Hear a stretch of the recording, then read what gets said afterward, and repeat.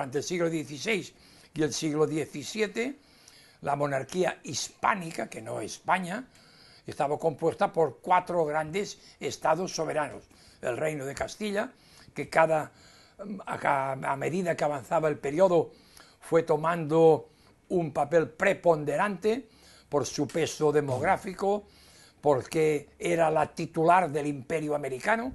El Imperio Americano pertenecía a Castilla, y Castilla, Aragón, Valencia y Cataluña llegan formando esta confederación, estos reinos hispánicos. Lo que podríamos denominar una monarquía común, compartida, en que los territorios, en este caso Cataluña, tenían unas constituciones propias, tenía también una legislación pactada, tenía también unas leyes, unos impuestos que eran pactados, digamos, con la corona.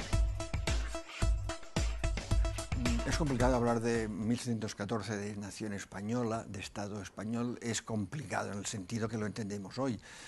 Aunque sí es cierto que hay un sustrato geográfico más o menos compartido, incluso un sustrato sentimental. Hay también la colaboración entre las partes, digamos, de la península, y hablo de la península ibérica. Y grandes guerras. Grandes guerras entre Castilla y la Corona de Aragón. Grandes guerras. Los monarcos eran monarques de las Españas, y hablábamos de la monarquía hispánica, no de España.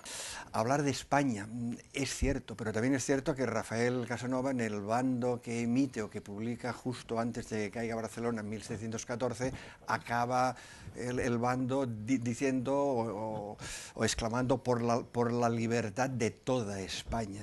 El término España no hay que llegar al siglo XVIII, en la Edad Media ya aparece. Sí, no. Jaume I, la crónica de Jaume I, ya aparece.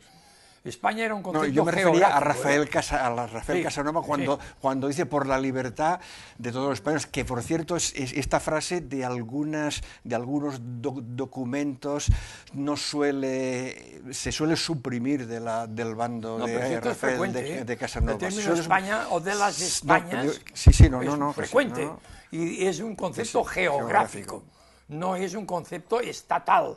No podemos hablar de España como una unidad política.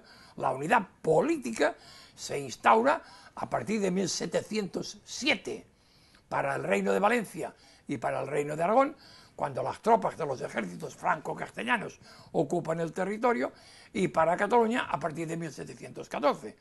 Y a partir de este momento sí que se ponen los gérmenes de lo que será un Estado soberano, que se denominará pronto España. Puestos a hablar de Estado y de nación, yo me atrevería a hablar de 1812, la Constitución de 1812, Cádiz. El título de rey de España, curiosamente, no aparece hasta el siglo XIX.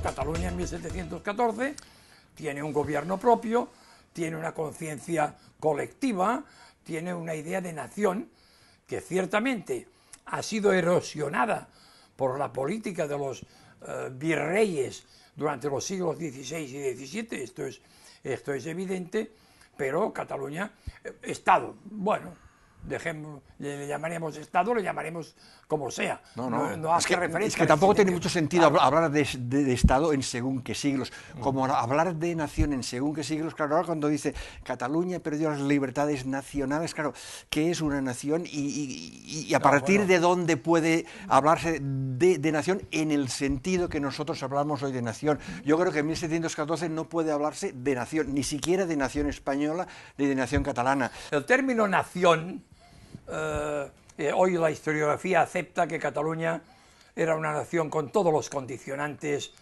absolutos desde el siglo XIII. El término nación, que oye, viene de Grecia Roja, de Grecia, Roma, el nacimiento, la estirpe, etcétera, etcétera, sobre todo es de la Revolución Francesa y la Revolución Americana. Cuando la nación es el pueblo contra la monarquía, el pueblo contra el monarca. No, esta es una concepción historiográfica. Es el mito de Kellerman en la batalla, cuando dice viva la nación, está diciendo, oiga, nosotros decidimos, no la monarquía, el soberano somos nosotros. Incluso la historiografía marxista, que fue la más reacia a aceptar esta idea, a través ya de Pierre Vilar, un historiador, en fin, calificado de marxista, un historiador de una primera categoría, acepta que a partir del siglo XIII, con Jaume I, existen ya en Cataluña todos los elementos que modernamente identificaríamos como propios de una nación. El término de nación es muy complicado, muy complejo. Hay muchas definiciones de nación, hay muchos criterios de nación, hasta el extremo de que un brillante ensayista, en este caso valenciano como Joan Fuster, llegó a decir que es una definición, que caramba es una nación, tantas definiciones de nación.